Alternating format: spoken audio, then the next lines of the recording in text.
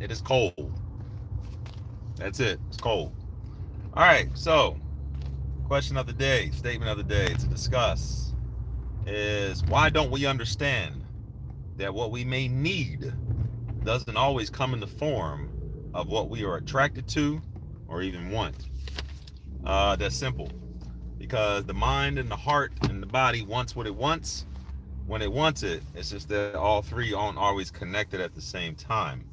Um, if we're visually attracted to something specific and what we may necessarily need out of that doesn't look like what we're looking at, chances are we might reject it. What we possibly may not want or need, of course, could be in two different directions. Where you got a lot of people, they're attracted to a certain type of person, whether it be man or woman. They're attracted to a certain type of person, and they wondering why shit is just always going off the rails. Why shit is always toxic. Why there's always so much friction, so much tension. Because what you probably want might possibly not be what you need. So you got to do a little reprogramming of your brain. Um, Sometimes what we may need may not look like what we want. And we don't want to accept that because in our minds we think, oh, we deserve this, this, and this. When the reality hits, we should actually probably go after this, this, and that. But we don't want to know that. We don't want to do that. We want to have what we have and want what we want, how we see it and perceive it. And anything less than that, of course, we feel as though that's little or beneath us. And we all suffer from this.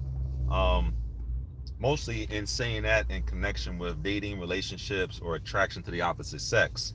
Um, Sometimes we all have had the experience where you dated, let's say for men, you dated women that were always physically attractive. They were the build that you liked, they were the type that you liked, they were the ethnicity that you liked, they did everything you liked, but for some reason, those relationships didn't last long or you just didn't get along with them.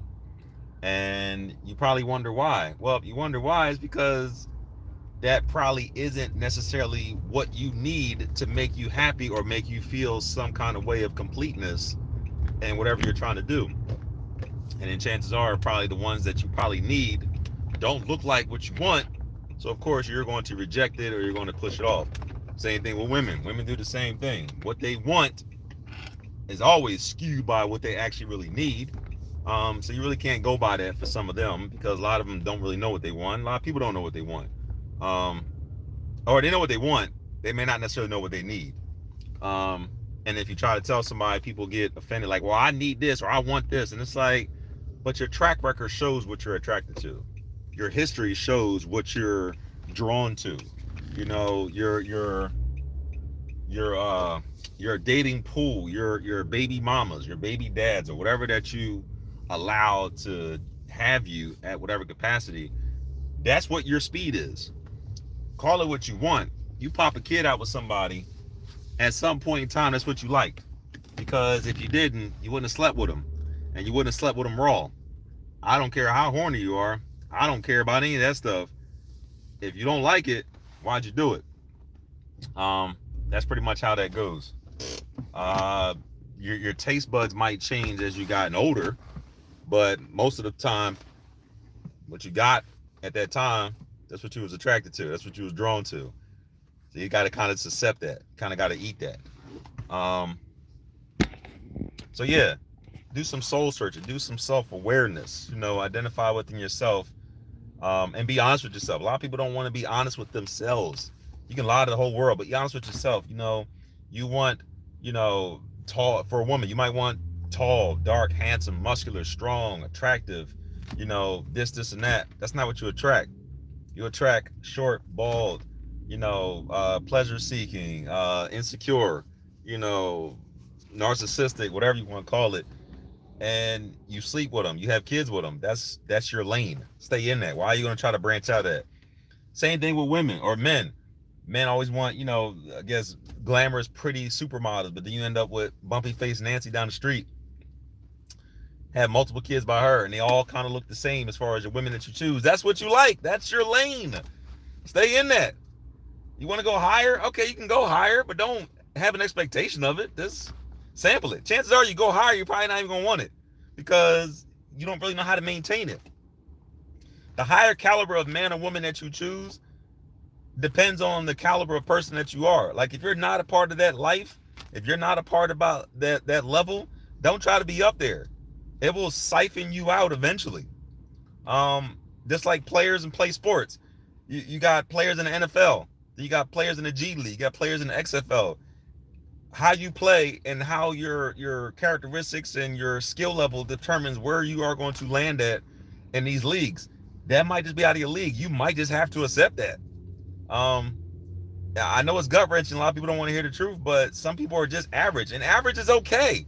Why is average a bad thing? Slightly above average, not a problem. You know, everybody wants to be excellent or awesome. Everybody wants to be a 9 and a 10. Can't be. There's some ugly people in this world. You might be one of them. So it's okay. You got to kind of identify that. You can ask multiple women. Rate yourself on a scale of 1 to 10. I always hear 8, 9s, and 10s, and it's like, you're not. But it's not saying that you're ugly. You're just not an 8, 9, or a 10. Halfway point is a 5 or a 6. That's average.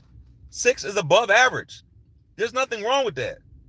For some reason, everybody don't want to be honest with themselves, and they want to go attract an 8, 9, or a 10 when they're not an 8, 9, and 10, and they're wondering why shit ain't going right.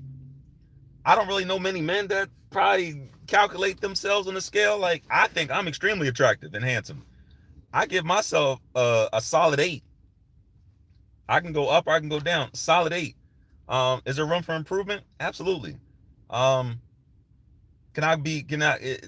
I think I'm a 10? I don't think I'm a 10. I don't think I'm ugly. No, I don't think that. But I do think I'm above average. I mean, come on. That's all. Just stay in your lane. So like I said, the question was, why don't we understand that? Because we don't want to understand it.